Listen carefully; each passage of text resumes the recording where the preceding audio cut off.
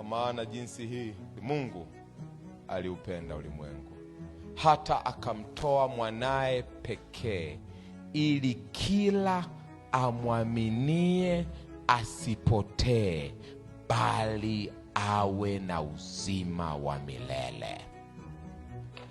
Ili upate wokovu, unatakiwa kufanya jambo moja tu. Ili uokolewe, unatakiwa kufanya jambo moja tu. Ili utoke kwenye dunia hii ya dhambi na kufanywa mrithi wa uzima wa milele, wewe unafanya jambo moja tu, nalo ni kuitikia kafara ya Kristo kwa kumwamini. That's it.